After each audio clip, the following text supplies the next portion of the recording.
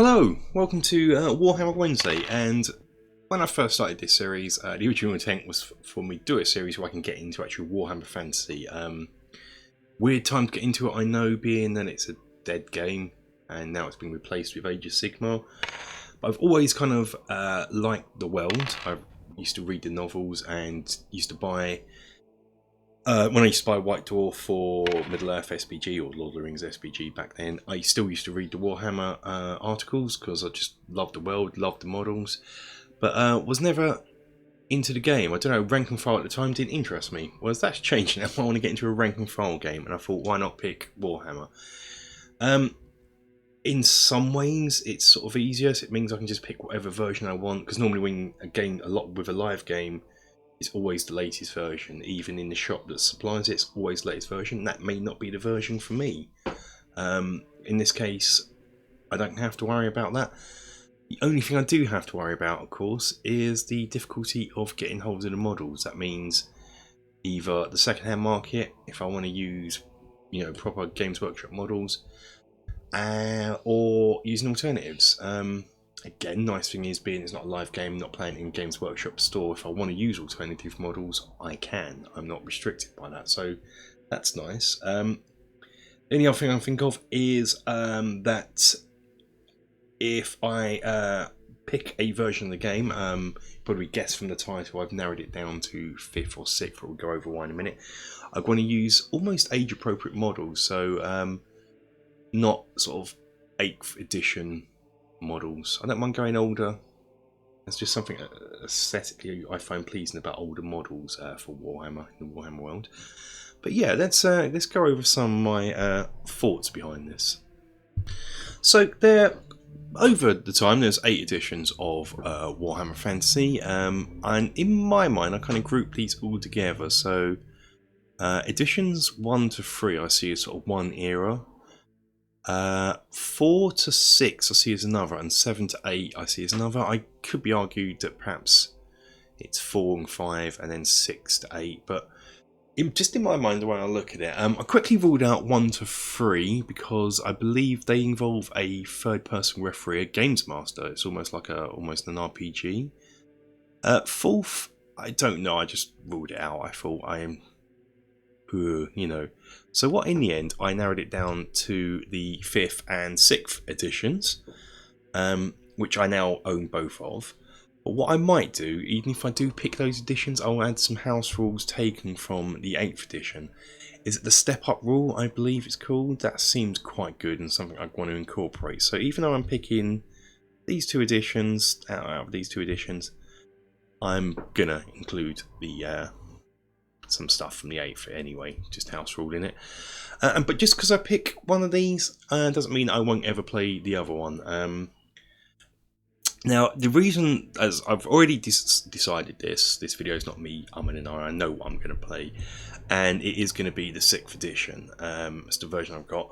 One of the main reasons for this is, so 5th edition was called Hero Hammer, named Hero Hammer, and that appeals to me because I always like having individual heroes with sort of models based around it. It's what I love about Middle-earth SBG. That's all. You have a hero and he has a warband with him, and it's great. It's very character driven, very narrative. I like that.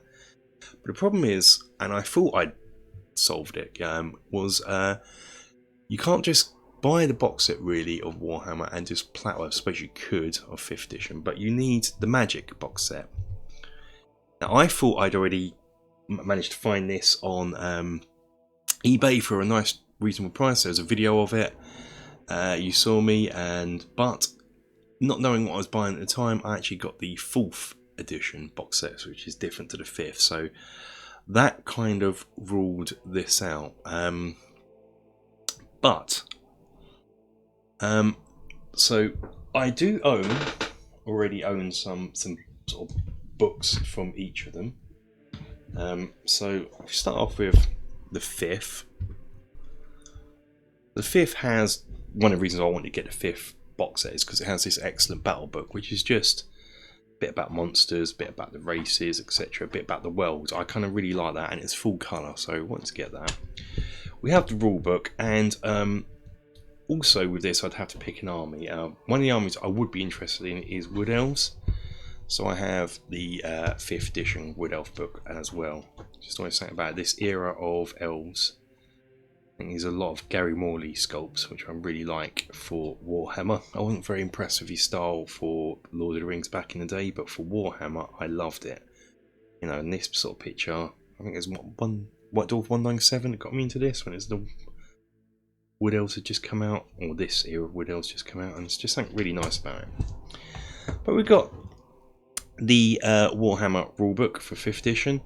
I've been going through comparing both rules, and really there is, in the core sort of rules, you know, the movement, the shooting, etc., there's not much difference between this and, you know, I've got the 6th edition book in them. I think for movement, I think in the 5th edition there is a bit of a penalty for wearing armour when you're moving, which doesn't appear to be in 6th, but apart from that it's all pretty much the same.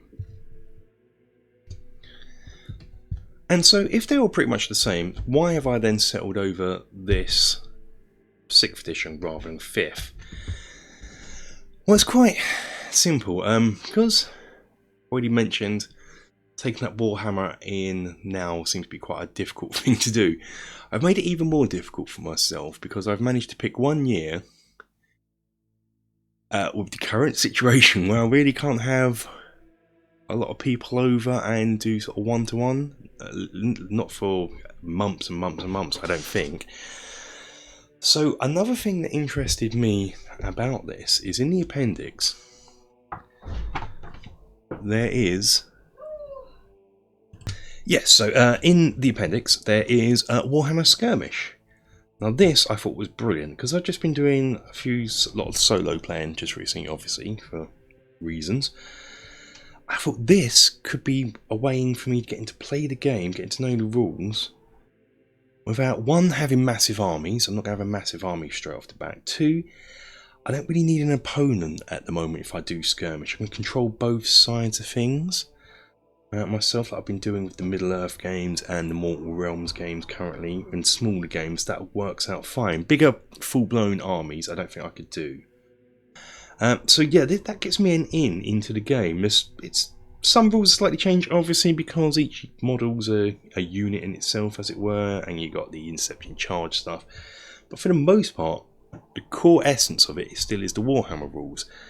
Now, this did have its own sort of mini supplement book, which I got on PDF, which has a load of scenarios that you can actually play. That cover there being the actual first one I'm going to play. Now, these skirmish rules are effectively the same as Wartime. So what this will do as well, this will give me an in into playing Wartime, which is something I really want to do. So, you know, that was from the 6th edition era. So I think that is brilliant. That's just a way I can get in. Now, I started collecting army books a while back because I've narrowed down my armies to Vampire Counts. We'll get back to this in a minute. Bretonnia, Wood Elves, I've got the 6th edition one, and obviously the Empire, it's just standard. So that's my 4 choices for an army. Now, I have to admit, I made a mistake when I bought this Vampire Counts, because I always associate this border with 6th. I didn't realise that 7th had a similar sort of border, so this is actually the 7th edition of Vampire Counts. So I'll try and track down a 6th edition, but I also want the 4th, I think it's 4th edition, the Undead book of it, because I just like the models from that era, so I want to get that as well. So yeah, so I probably won't start with this. Now, I know I've already mentioned my Wood Elves, my beloved Wood Elves, and even though this is a slightly different era, you can see they're probably more modern compared to the 5th edition, so I still like these. So I will have a combination of probably 5th and 6th era models, because, you know, I've got these Wood Elves, so I've got quite a few of these already. So not painted or anything, just primed. It's got a Wood Elf standardy guy here, so I'd use these anyway in my Wood Elf army if I dig one. But I'm not starting with Wood Elves. I'm not starting with the Empire either, even though you know, I would mix and match old, like 6th with fiffing with some halberdiers. Not starting with those either. We are starting, or say we, I'm starting with Bretonnia, because I love Bretonnia. Just really, really do enjoy Bretonnian. I enjoy knights. I've got a few. I bought the Green Man years ago. Green Man, Green Knight. You know, I had this years ago. I remember just walking to a Games Workshop shop, playing Lord of the Rings at the time, and I just thought I've got to have it because I love knights. So I'll be starting with Bretonnia, and the first thing I'm going to be aiming for is the first scenario in the skirmish game. So yeah, looking at the skirmish book, we can see that, you know, it's got quite a lot here, and there's going to be other games I'm going to do. There's a few I've got planned for future games, but it explains what it is. It doesn't have the skirmish rules actually in here. You still need a 6th edition book. We've got that already. So the first one I'm going to be doing is this one here, Trolls Under the Bridge. And this will give me my a little small Bretonnian force to get. So I need 1 paladin, 1 mounted knight, 3 men at arms, 3 bowmen, and 1 damsel, and 2 river trolls. That could be the actual difficult ones. They're quite expensive, but I'll see what I can do for this. But that's going to be what I'm thinking of. So what I'll do in the future is I'll probably do a video of me trying to put together my Bretonnian force. The models I've already got some mounted knights and some bowmen in the 5th edition, and I'll look at getting some men at arms. Probably not Games Workshop ones; they're quite rare. So I'll probably be looking at getting some other companies and some halberdiers from, yeah, probably War Games Foundry or something. But yeah, that's going to be my plan. So it'll be a video detailing how I'm going to put this together. Just probably a short, won't be a long video, just me getting my force together, getting it all painted, almost like a blog or vlog, I would say. But also with this, I'm looking at the unofficial Bretonnian Mordheim Warband rules, and so I'll also use that as a starting point to build a Mordheim Bretonnian force. So that is going to be my plans for this. So yeah, it's going to start off with skirmish stuff. So before I then actually get on to perhaps looking at this as stepping stone in a few months' time, once I've got my head around skirmish, got a few games in, get building up, using this as a starting point to build up to a Bretonnian sort of army. Start small, because I think what skirmish say, it's something like you're aiming for, I can find it in the rules quickly, 100 to 250 points. So you know, it's going to start small. So I might start off then building up to 500 points to 1,000 points and then see where we go from there. But that is the plans for the skirmish game. So really appreciate you guys watching this, taking time to watch this. And the next, there'll probably be a few other videos coming out before then, but the next video to deal with sort of Warhammer Fantasy and skirmish will be me putting together a Bretonnian force, a vlog style. And after that, I'll be actually playing the game. So yeah, thanks for watching and listening to me waffle on. I hope you've enjoyed it. If you've got any advice or any, you know, especially any alternative models ranges that are good for Bretonnia, let me know in the comments. That would be great. That'd be really helpful. And until next time, guys, take care.